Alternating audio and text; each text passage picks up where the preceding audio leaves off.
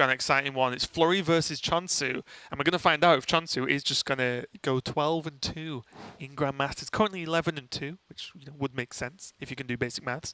So if he wins this over Flurry, he finishes his Season 2 of Hearthstone Grandmasters a 12-2 score, which would just be, I would imagine for Chan-soo, a career highlight. It would really have to be. It's one of the more impressive performances we would have seen across all of Grandmasters. Like I was saying, Hunter is pretty much the star performer at the moment, given that I think he's now locked in first seed 2 seasons in a row. I think Frozen is the only player who can really contest a similar amount of wins because overall. Frozen's currently first, right? Yes, exactly. But like you said, for Chan-soo, it's just been going absolutely fantastic for him. We've been consistently impressed with his gameplay, which in Asia Pacific really feels like the name of the game, because there haven't been too many players who I've been blown away with like incredibly fancy plays or impressive technical skills. It's just been the players who have consistently not been messing up. Whereas a lot of players have had good weeks and then they've had very bad weeks, and that's what leads to these middling to low scores. It's one thing, as we take a look at the deck lists that are available, of course, it's one thing that stands out to me, and why I talk about Surrender as a player a lot. I feel like his just bread and butter Hearthstone is extremely solid. Yeah. It's not often you go, oh, and Surrender's completely whiffed his turn. Like, I don't remember even ever saying that, where I've said that about many players in the past, throughout GM and throughout just general Hearthstone overall. And I feel like, again, for Chan-soo this season, and a couple of other players, just getting the basics right. Just get your turns done. Make sure they're at least decent, not having any turns that are obviously missing damage or not trading off minions for no reason. Just this basic, almost like level 1 to level 2 understanding of the game. I know the players are in a high pressure scenario, so nerves get to you, the pressure weighs on you, of course, but then if you can just play Hearthstone, just get the games done in at least just a basic Hearthstone fashion, at least in Asia Pacific, you'll probably do pretty well. You almost definitely will, as we've seen from Chan-soo time and time again. As you can see here, a very standard deck list we're seeing from him again. The Priest, the Warrior, and the Paladin that he seems to be very favorable, in favor of, going for again and again. And honestly, I quite like the Holy Wrath Paladin as a pick at the moment. I think... Me too.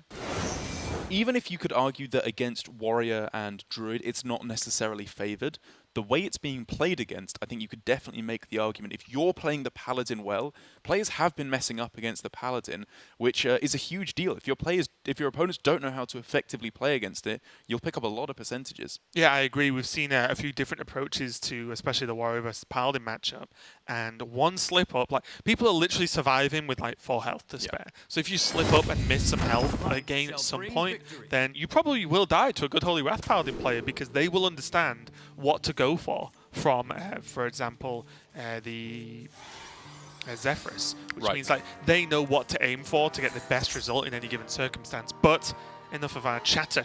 Let's go into game number 1. Flurry versus Chan-soo. Flurry on the top, on the Druid. Chan-soo on the bottom, on the Priest. Flurry was streaming a little bit earlier as well. Got a little bit of a stream. Just playing some Hearthstone decks. I imagine warming up. Do you have any idea from watching his streams why he hates Priest so much and refuses to bring it? No, because I think I'd actually have to learn the language for that one and ask him, but... I did actually randomly stumble across a video on YouTube the other day of how to understand Korean alphabet. It was very interesting. Oh, really? Yeah, it makes a lot of sense. It's like a very understandable, logical alphabet. Okay. I just get confused when I see players like Flurry or Surrender type in. Yeah. It like they type as if they are selecting an option of words. Do you know what I mean? Because it like on the keyboard it like cycles through like different because I think letters. I won't say letters, but phrases, I guess. Yeah, out of the different syllables you have, it has to make like a square to form a word, and that's why you cycle through the options. I think like you choose the letters, and then it says, okay, this probably forms a square. Like it's weird for me, but that's because I've learned English. There we go. And it's a very different language. But anyway, let's get into this game. Amit already down along with the injured Tolvair on full health, which means, I think, regardless of what happens, Chan-soo has a good cycle bar. Yeah, there was a very, very relevant decision there by Flurry. The only real big decision, I think, of the game so far, because Chan-soo, he's just played his hand like you should. He's played the best thing he can every turn. Correct. Flurry, however, opted to not go for Wrath on 2, which was honestly a bit of a strange play, because generally, if you're not moving towards Oasis Surger on 5, which he was not, because he's not on the coin, you kind of just wrath the cleric. I think it's just what you do. Whereas now he went for the Worthy Expedition instead, gave a whole extra card over to Chan-soo in the form of the Circle of Healing with the Tolvir. But I guess it had to be a very specific set of cards to do that. It had to be exactly Tolvir plus Circle or Blade Master plus Circle. So I don't hate the play either from Flurry, because I understand that something has to go very lucky for him to have a chance. Yeah, now he's facing down with the quest, but facing down Chan-soo with 3 7 health minions and 2 of the highest value ones at that. But he does have the Warlord Loti. Yeah. And with no actual attack buffs in hand, although you could argue it's only a matter of time, like... I can't even watch Flurry, it. well, honestly, this is not good, right? Obviously. Yes. And this Warden... Please carry on, Raven.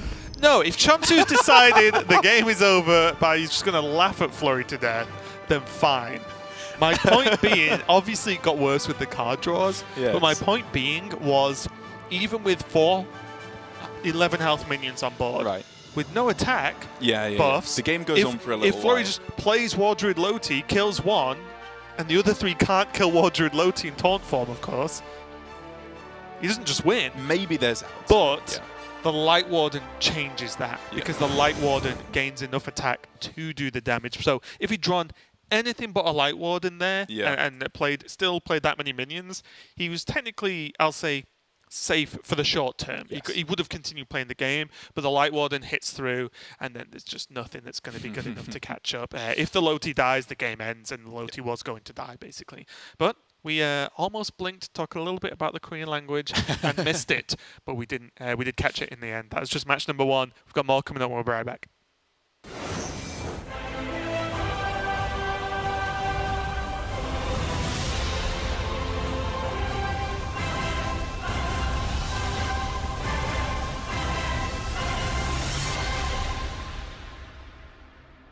We've created a new home for all things Hearthstone Esports for both desktop and mobile users.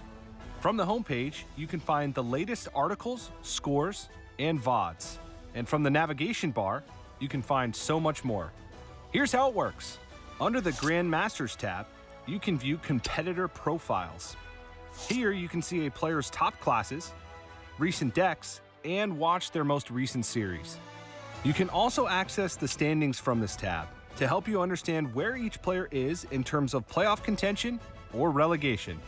On the schedule page, you can check the dates and times for every part of the Hearthstone Masters program. This includes the full calendar of Masters qualifiers, Masters Tour event pages, and the weekly schedule for Hearthstone Grandmasters. Looking to try your hand at the decks the pros are using? Simply click the eye on a Grandmasters match to see submitted deck lists. From here, hit the purple Copy Deck Code button and open Hearthstone to your collection. Then, create a new deck and simply answer the Create from Clipboard prompt in the affirmative. Finally, the News tab will show you Hearthstone Esports news exclusively. Dive into interviews with your favorite players and check back every so often to see what you've missed. Thanks for watching, and we'll see you in the tavern.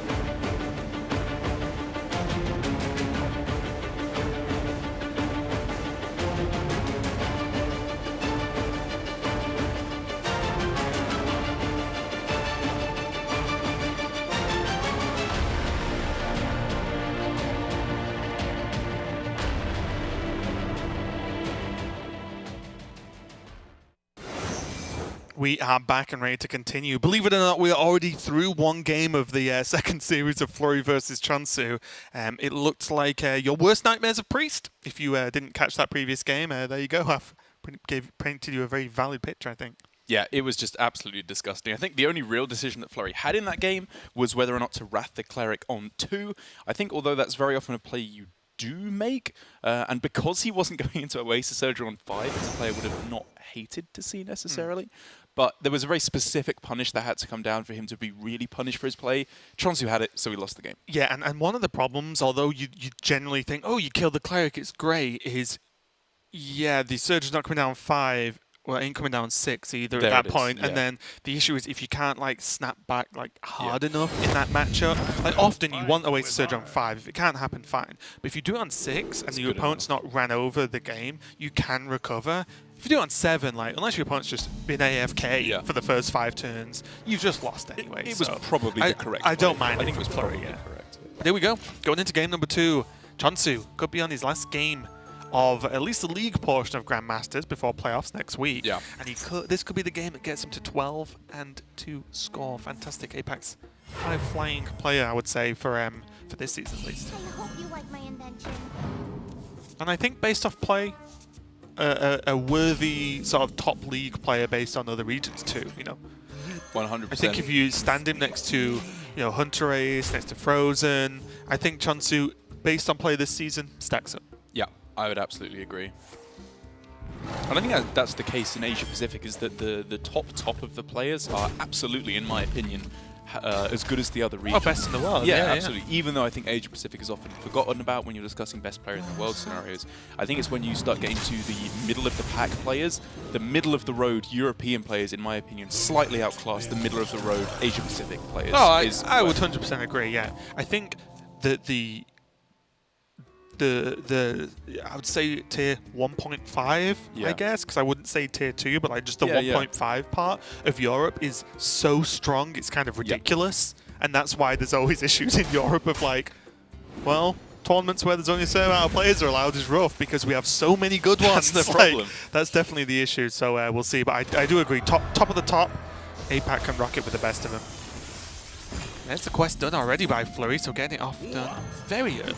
Yeah, huge difference to last game, of course. This is Holy Wrath Paladin, not Priest, so it's not quite so important to get the pressure down early to survive, but it's still pretty important just to get the pressure going to win the game in your own right, because you're the aggressor in this matchup as the Druid. You need to get the pressure rolling as quick as you humanly can, because if they're drawing too quickly, which che0nsu at the moment absolutely is, you're just not going to be able to kill them in time. Yeah, I agree, and I think generally in this matchup as the Druid, you want to just make the Paladin feel like they have to clear the board every turn. Either that or timeout, every turn. And if they're doing that, then you are playing correctly or in a good way if you can make them feel that way. They might not clear the board because they might not have the ability to. Yeah. But basically you want to say, okay, well if they clear the board, there's wave 2, wave 3, wave 4, and that's how you actually kill them, because at one point they won't be able to clear it and then they're dead. Yep.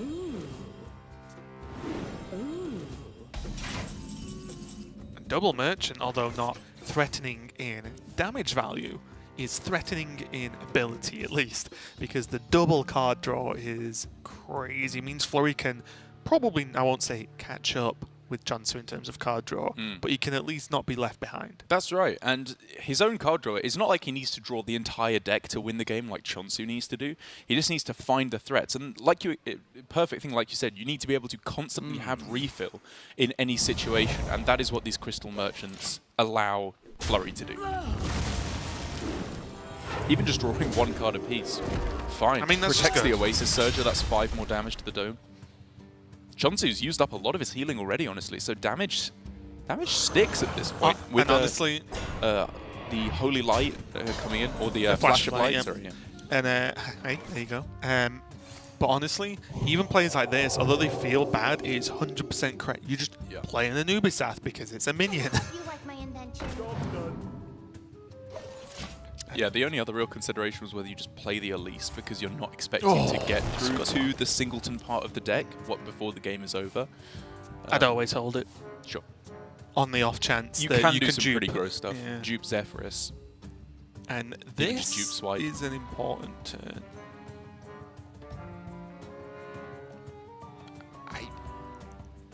I think Flurry doesn't play anything. He's not at 10 cards, so he won't overdraw. Ooh, he could bees the 1/1. I wouldn't mind that. Oh, that's good. That is good. Okay, because he has scenarios in hand, Exactly. I like this play. Yeah, this is a minimal effort onto the board, but Yeah. if Scenarios comes down, Yeah. Chan-soo is taking a hit, which means, and this is exactly what I was talking about, Chan-soo has to clear or timeout. He just has to, because the threat of Scenarios is there and he just dies. So this is really good, and Flurry did not commit anything to this board. Bees does nothing versus Paladin. Do we like this Shrink Ray? To avoid overdrawing a card? The card could be Shivala, so yeah. I He could literally just Sorry, lose the game. I'll rephrase. Do we like the way this turn was shaped overall so that it necessitated a Shrink Ray coming down at the end? That's a good card that's just gone. It is. Like, if I'm thinking if Flurry, sorry, Chan-soo just has enough time anyway. Right? maybe. I'm wondering if he just has He's got the board enough plays. time. Yeah, he's got the. Because if he just board what? plays, he's doesn't- going to conk and just say, that's fine, I'm not dead. But he doesn't have the clear now. No, but he can conk. Kills everything 3, but 3, the okay. 5 and the 4. Okay. Yeah, And he can hammer Wrath this. Yeah, there you go. Sure, it's fine. This is fine. This is good. Yeah. 'Cause then he has I a- was afraid he just miscounted for a second. He has the pyro quality next to him. I think Chan-soo just said, I've got enough turns of life. I'm good. I'm still not convinced, but because it's Chan-soo, I'm going to give him the benefit of the doubt. Well, yeah, so for me, regardless of what happened, he cannot burn a card. I Funnily enough, agree. it was Chivalrous. The way the turn ended, yes, he Yeah, had to yeah. make that play. Or he could play Zephyrus. Like, playing out Zephyrus there, I think it's arguable that Zephyrus is more valuable than a 2-mana Shrink Ray there, because 2-mana Shrink Ray is one hell of a card. I still respect his decision, however, to keep the Zephyrus, because Zephyrus can just be buy a turn, Right. straight up, if it gets you Twisting Nether. Or, Nova, I think is Whatever. pretty likely. Yeah, isn't yeah. it? Just because you can do the turn, right?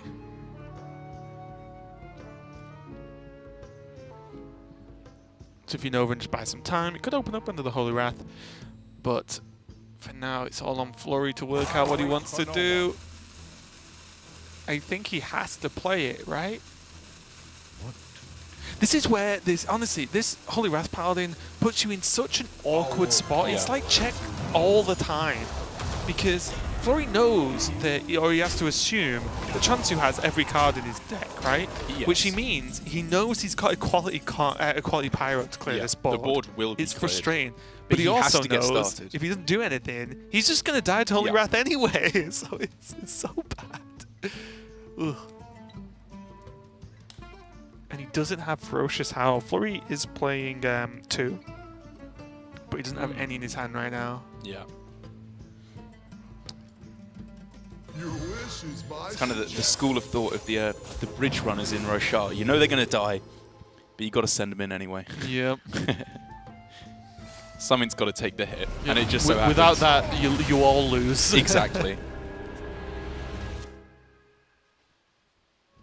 And of course, this does set up for Floop Feoris on the following turn for Flurry, And now he can get the Ferocious Howl. which is a very big deal. Very, very big deal. I like it. I like saving the Hidden Oasis as well, because obviously after the first Holy Wrath comes down, you will be damaged biggest more. heal. Exactly, yes. You want to be able to go for it then to get back up to 30, hopefully. Imagine if Tree of Life was still a card. You just win the game. Yeah, it'd be pretty good actually, Wouldn't wouldn't it? Yeah, yeah. You take one, Just just go play back it, to yeah. 30. Get wrecked. Only in exactly this matchup. Yeah, yeah, you play it specifically for this. And then just be like, oh, it's not a Nazari, I'm sad.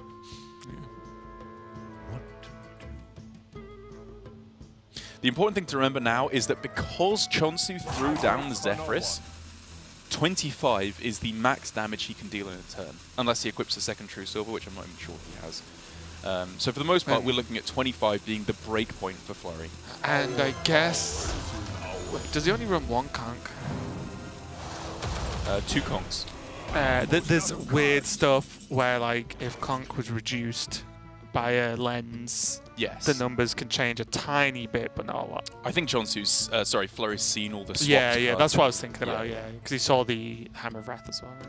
That's it. Pretty good outcome there, of course, off of the King Feoris.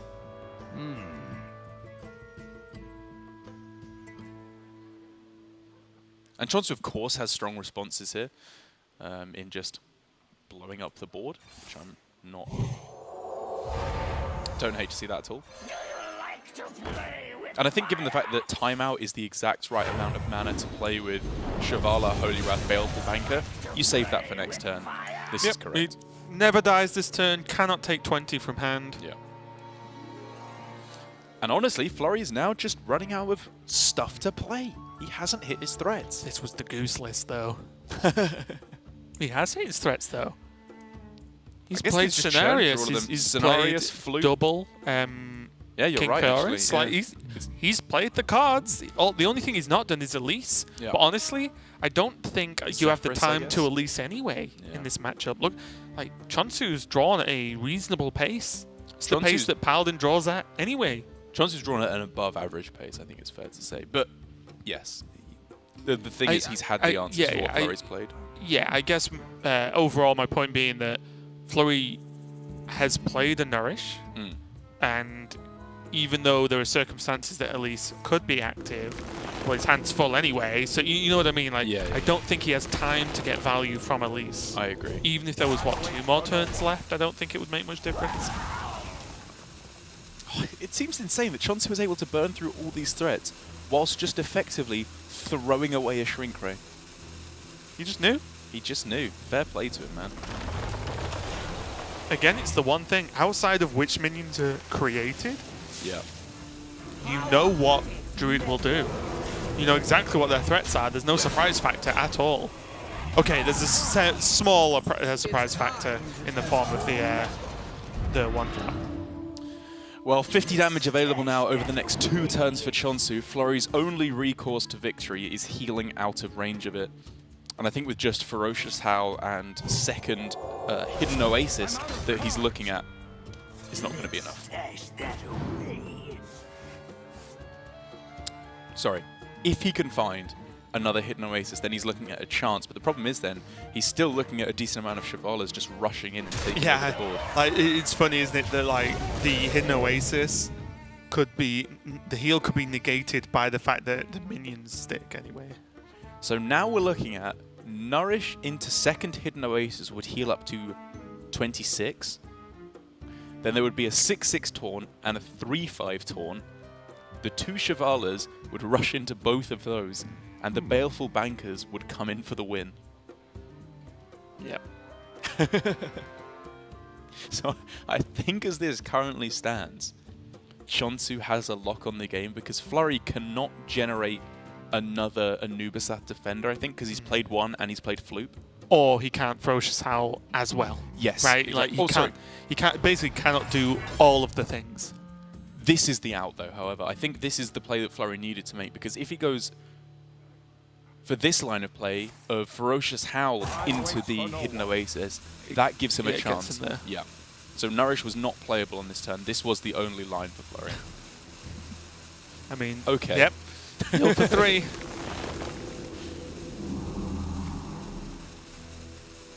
So he's alive, right? Has he done it? 26? What?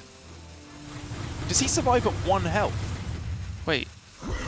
I didn't think healing for 3 was enough, but clearly I've miscalculated somewhere. He can't fit in the Consecration on the same turn, right? And he can't No. fit in any damages to face. But he still has but Flurry might the not heal. Consecration. It would have to be literally the last card in his deck, though, right? Because he's only played 1 Hidden Oasis this game, I think. Wait, what happened? Is Flurry just a god? He had to discover additional healing? That had to be either Crystal Power or Hidden Oasis. Crystal Power was exactly enough to keep him alive. But does this keep him alive? He knows it- there's a Consecration yeah. in hand, so he has to heal. But if he nourishes into heal, The that's Shivala's his whole just turn, and once yeah. Shivala kills it, He heals for 12, goes to 13, 7, 8, 9, 10, 11, 12. Is that one off again? Trade. It's one off, right? But then does fatigue get him? That's the consideration, right? But he has to heal on this turn. If he doesn't, he just loses, He's right? just dead, so yeah. it's the only play to give him a chance. What is this game of Hearthstone, Derek? This is getting weird. Props to Flurry as well for finding that line on the previous turn. Even if he wasn't going for Crystal Power, he knew that Nourish was simply not an out.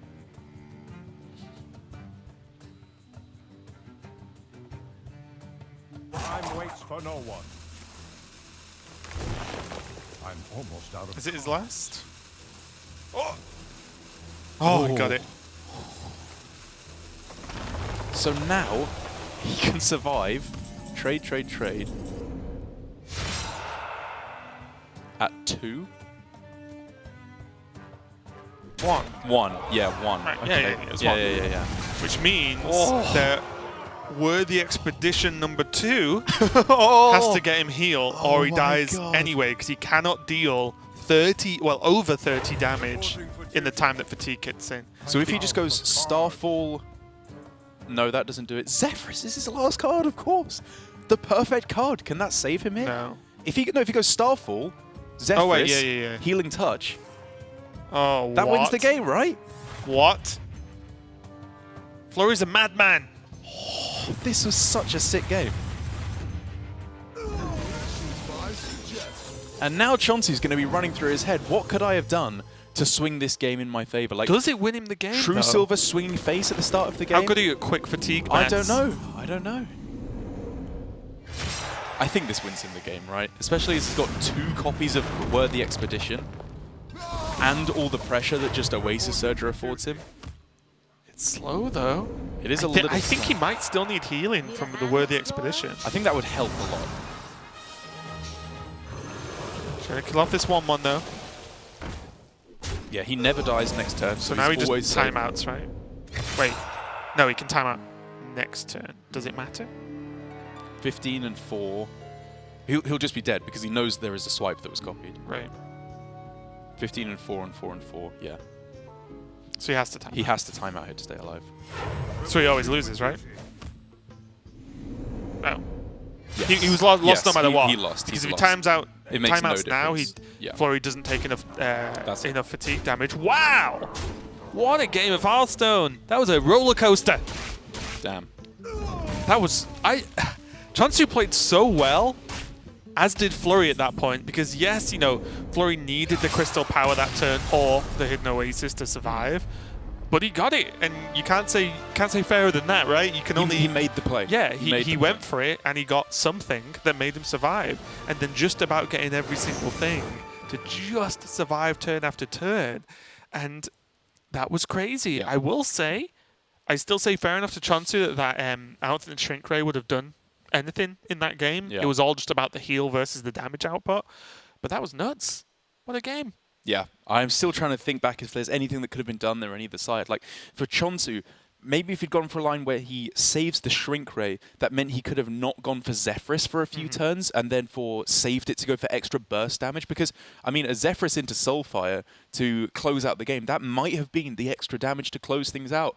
I'm not even saying his line was necessarily wrong. I think just in that exact... Crazy. The way it panned out, there has to be a way you can get 1 damage. There's always 1 damage. Always. There's always 1 damage somewhere. There is. I believe it is going to be Hunter versus Warrior for the last game in this series. Flurry on the Hunter, of course, as he's the only one with it available. Same with the Warrior for Chan-soo.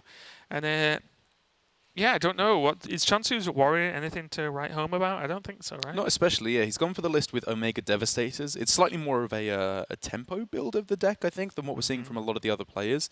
Flurry he's only playing... gone for- Sorry, go on. no, I was just going to say he's gone for 1 copy of the Weapons Project, which is a little bit less popular now. Most people are going for 2 to have a good chance against Holy Wrath Paladin and also a good shot against Priest for a bit of extra board control. It's honestly not a build of Warrior that I'm super in love with from Chan-soo. I think there's a couple of changes I would make. I like Second Weapons Project a lot at the moment. I'm a big fan of 2 Eternium Rovers. Honestly, I wouldn't mind seeing an Omega Devastator cut for another Dynamatic. Like, I think honestly this is not an optimized build of Warrior. Okay. Well, let's get into For it. the current metagame. Big shout out for Flurry's Hunter, mainly just the inclusion of high main is just one extra decent size of a threat. Most importantly as well, something we've maybe not talked too much about today yet, is that if Flurry wins, he goes to 7-7, respectable score, but also gains like a massive boost in terms of tiebreak by beating Chan-soo. Good point. Which might, anyone who's beat Chan-soo so far this season is looking way nice for tiebreakers because Chan-soo's beat everyone else. Yeah. So this could, you know, this one match could be what gives Flurry like a leg up into securing a top 4 playoff spot. Big deal. Very, very big deal. As Flurry will obviously have his eyes set on qualifying through yet again.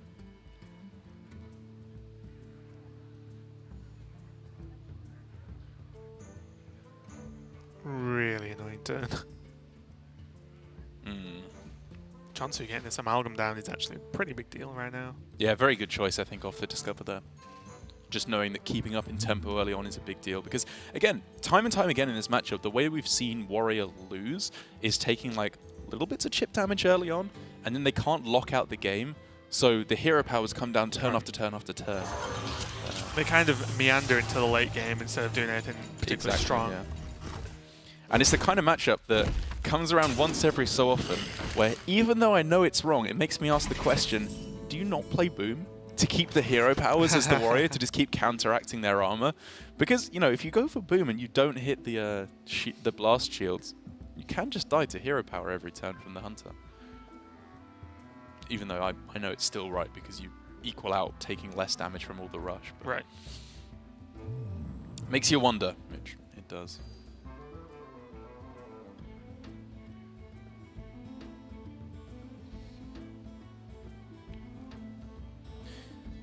So for Chan-soo, do you like a line of just resetting the board with trade double warpath to clear things up completely, or do you like a more proactive approach? I think you can wait, and honestly I'm not just saying that because Chan-soo's done it. But I think warpath is so often just very good versus Hunter. Like right now, if you can make an equal sized board, just play the trade game, you'll probably just win out in the end. Because you don't need to do tons of damage to the Hunter, whereas the Hunter really does want to get some of those hits into the face. So I like this, just play stuff. There's still 2 shield blocks, there's Dynamite, there's Mummy. You know, like Chan-soo's got a ton of stuff to just keep this board pushed down for a long time. And Warpath can clear Hunter boards on its own. So you may as well hold on.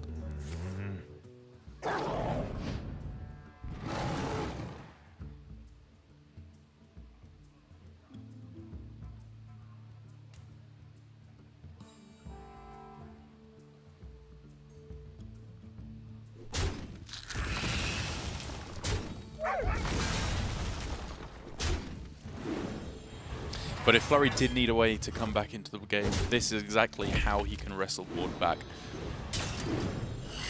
It's obviously not going to work out perfectly for him because Chan-soo still has a few tricks up his sleeve to wrestle things back yet again. But this is a necessary step in Flurry's game plan.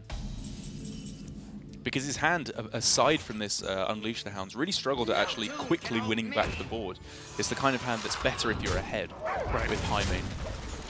But yeah, being able to just go high main, unleash, you know, it's just chaining just big dudes onto the board, which is pretty important because, again, it's all just about making your opponent have to respect what you're doing instead of Chan-soo going, don't really care if you played that.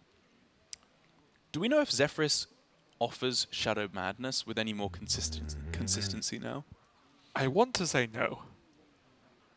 Because, like, say for here, this is a good Shadow Madness turn, right? If I was to play Zephyrus, I would want it to offer me Shadow Madness because you steal the Reborn, and then it obviously gives you the 3/1 left over, and it puts a pretty good spell in the pool for Zul'jin as well. I guess. I don't know. I don't think it's the play. It was more just a thought experiment. Would a Spellbreaker actually be better from Zephyrus than Shadow Madness? Just a silencer. Well, you can trade the 2/2 in and you gain a 4/3 instead of a 3/1. I understand. Yeah. You know, just as a general 4 mana play that Zephyrus could offer you, like maybe actually Spellbreaker is actually just overall stronger. I did go for the high main, which I do actually like. I think in this matchup, honestly, I like something a bit crazier from Zephyrus. But I don't know about the Shadow Madness. I know there was, I think, an issue with it earlier on. I don't know if that was included in one of the multiple IQ buffs. Because I'm jealous of. I don't think I've ever seen it. I can't recall seeing it. Yeah. It's madness, I tell you. But either way, I think in this instance, even if you knew 100% it would offer you a good card, like Shadow Madness. For Flurry, if you have a turn that's approximately as strong as Zephyrus that you can make, you generally just save it because it's more flexible. Yeah, and I would honestly say, like, for me, Zephyrus needs to do big stuff in this kind of matchup, right? If you're against Priest, Zephyrus can kill one minion, and that is a very good Zephyrus. Oh, yeah. Against Warrior, you want Zephyrus to, like, dual wield Ashbringers or something like, you know, well, that's the kind of power level you want Zephyrus to be. I fully agree.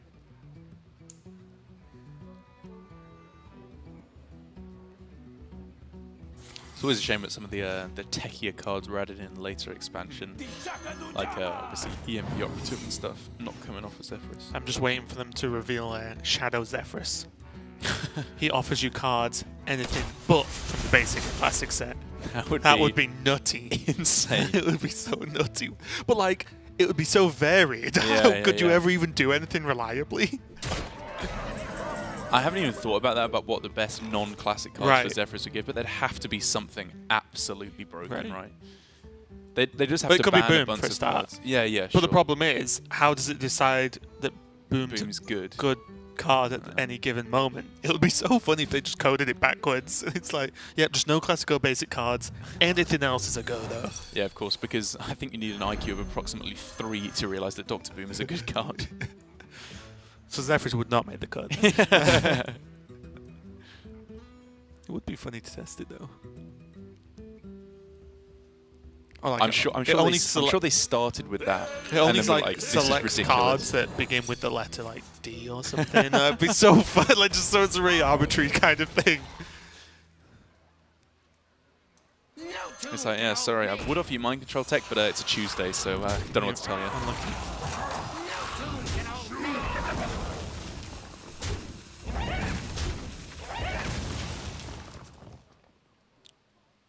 Whoa. Whoa, that is a top deck there. That'll do. That'll do very, very nicely. Subject 9 bringing the trash out. It's the only card draw in the deck, and it's so disproportionately powerful to pretty much every other card you're looking for. If it just means that he has 4 less dead draws over the course of the game, he's in an unbelievable Subject 9 is do some cool things, but also make all your draws better. Yeah. And now things for Flurry, in my opinion, are honestly just looking very, very strong. Chan-soo, of course, still has a good hand, chock full of removal, so it's unlikely that he can go for a killing blow anytime soon. But it's unlikely he needs to go for a killing blow anytime soon either. And this is the difference in, you know, although that matchup the other day was won because of the Bran draw, this is the difference. Like, look at Chan-soo's health going into turn 8 versus the match we cast yesterday, where I think the Warrior was on like 27 health on turn 8 or something. Like, it's such a big difference in terms of approaching the way you deal damage in this game, or this matchup. Chan-soo, of course, running through the secrets in his head. Phrasing trap, explosive trap, snake trap. I thought you said phrasing trap then. I was like... Phrasing trap. It's just Archer. You still doing phrasing? That'd be actually a pretty good trap. That'd be a very good trap. Oh, I missed that show so much. What? Isn't there new season now? Yeah, there is. I don't really like the new season though. Oh. I've not seen it yet, so I... You know, like they changed the setting. Like it's like, it's kind of spoilers if you haven't seen Archer, but it's like set in Archer's head, like with them as alternate characters. It's the yeah. There's like a noir one, and then there's like a survival island one. I just wanted more of the same forever. Like, I didn't want them to change. Yeah, because he's in like a coma or something, isn't he? Yeah, I remember, I think I've seen like an episode. Right, yeah. Problem was, it was still like a pretty good show, it just wasn't funny. Like, it was just kind of engaging, like as a drama. Yeah, damn that show for just being alright. Who does it think it is? Flurry, of course, taking it perfectly reasonably here. And I really don't hate the line that he's going for at all. Like, where the way that you generally approach it at this point in the game, in my opinion, is you prioritize hero powers very, very heavily. Because you're starting to run out of value. You need to go for one kind of all-out push to close out the game. Flurry, I think, correctly realizes he's in such a good spot in terms of just raw value that he does not need to do that. He just needs to make sure he's not dying on board, and he should be perfectly fine. Yep, and this is a very good answer to what Chan-soo just did. You know what? Your Ziliax is dead now and mine's alive. Puts Flurry back on full health, puts a taunt in the way, and gets a rat trap up. I would just tick boxes for a successful turn there. Indeed. From Flurry. Now Chan-soo, of course, starting to run very low on threats, so I agree. Let's start the turn with a Mega Assembly, see what happens. 2 Wardens of cards. They're very, very good cards. Did ever trade in Plague? Like, with 2 Brawls in hand, I'm wondering how important Plague of Wrath actually is. I guess now that he's played 2 cards, he wants to be more hesitant of Rat Trap. But he could still do that. We could just see Faithful Lumi being played, trade... oh no, you can't go trade. Yeah, you can't hit the taunt, okay. Gets a little bit more complicated then. So does he just hero power past then? I guess so. He's only taking 6. We say only taking 6. I think Chan-soo should be careful about taking any damage for the rest of the game, really. I think, though, this is a take 6 this turn, clear the board next turn, which is where I think it's fine. Fair enough. I mean, if he doesn't clear the board, then we could talk. Yeah. But overall, I think the general plan is to clear it. I guess so. Yeah, okay. And then suddenly 6 doesn't look so bad.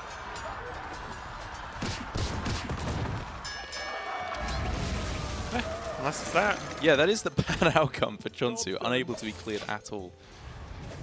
And now Flurry has just created 12 damage that seemingly came out of nowhere. And I know this was only a 1 out of 4 outcome for Chan-soo on the Brawl, but there had to have been something better, right? I honestly thought he was going to Plague. Yeah, me too. When I meant clear the board, I actually thought he was yeah. just going to snap Plague and be like, okay, done. Yeah. Next.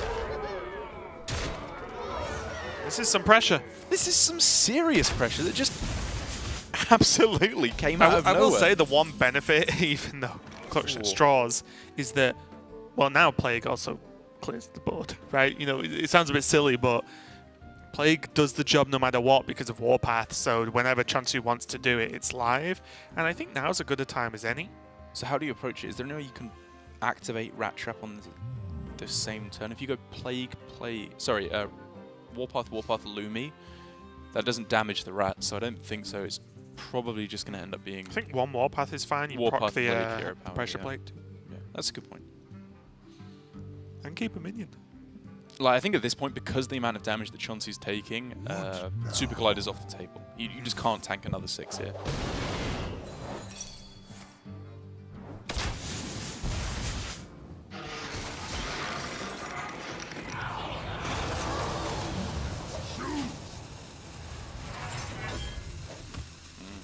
Now we start to hit the key points here for Flurry in this game. He's done a lot of the hard work, but now is this Tyrion going to get the job done and finish up this game? Could well do. Although there is the weapons project, which completely negates Ashbringer. Does it offer you... Oh, it doesn't offer you draw here. Interesting. Put your faith in the light. I'm kind of surprised that it doesn't offer sprint there or lay on hands or something. Why do you need to draw cards if you could play a Tyrion? Fair enough. If I was Flurry, I just wanted to hit Zul. It doesn't look at your deck though, right? Of course, I get from where's this. But yeah, it's a tough one. Just 2 cards left in hand. Like, I mean, like Brightwing overdrawing 4 cards. That is not the perfect card. Brightwing is just not a good card there. Kind of draws you a card. Well, it kind of doesn't at the same time. Touche. You win this round, Darren. I've learned to meet you at your level. Yes. No, my kryptonite. My own Equally stupidity. dumb statements. How am I supposed to get dumber? I can't argue with that. It's just great logic. I hate when someone uses my own awesome logic against me. You just come away from the conversation utterly beaten, but just feeling great about yourself. Yeah, I'm like, well, I'm the best. Ashbringer not even needing to come out off the Tyrion here because he's doing the job himself. He's saying, you know what, hang back, Rexar. I got this. And honestly, I'm struggling to see how this spiraled so quickly out of control for che0nsu. I think on the turn where it was just the Ziliax magnetized Ursitron, we should have just seen Trade Plague. Like with 2 brawls in hand, you've got enough removal, just stop the damage coming through. That's what you do in this matchup. It's not over yet though, Derek, because that Lumi is very faithful as it wins the brawl against all a Siamat. There's a Tyrion, everything, your heroes of the past. And then just one faithful Lumi just sat there like, I got this. Tyrion's like, put your faith in the light. And she's like, yes, I will. And then slaughters Tyrion. Yeah, uses his own Ashbringer. Well, from a sword to an axe now. Zul'jin is going to hit the board, and this is close to where the game is going to be decided one way or the other, because again, che0nsu has Boom, he has Tomb Warden, he just has to survive.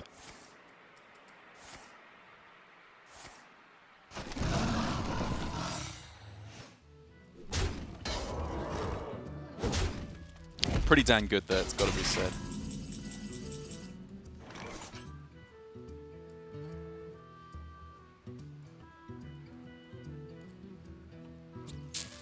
Can he actually, like... Yeah, I'm not seeing it. Shield Slam... You can't take 5. Town Crier, Tomb Warden, Shield Slam, but he probably just then he procs the Rat Trap, so he has to not play 5, Town 6, Crier. 7, 8, 9, But he also has to not proc the... 13, yeah, I'm trying to make things add up, and they won't do it. So I'm struggling. But Flurry does take the win there over che0nsu, and a huge win, not only to end his Grandmasters League season with a 7-7 score, which is pretty decent. But taking down che0nsu means that because it was specifically che0nsu he beat, his tiebreaker probably just gets a very, very nice leg up on most of the other players, because you just gain so many extra points because of all the people che0nsu has beat.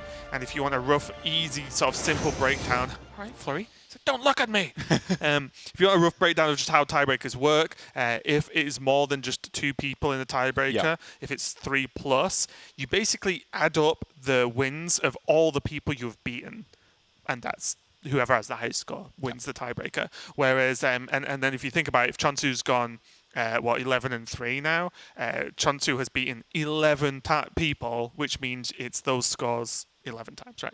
So you basically end up getting the highest points you can get. Yeah, it really does help Flurry there a little bit. I think that Tyler has also beaten che0nsu over the course of Grandmasters, if I'm not mistaken, which helps his tiebreakers a lot as well. It could all go out the window, of course, if Tyler is able to win his next game as well and go up to 8 wins instead of just the 7 that Flurry has ended up on there. But the main thing is this keeps Flurry very much in contention for that top 4 spot. If he'd gone 6 and 8, that was just it, over, no chance of playoffs at all. And we'll have to be...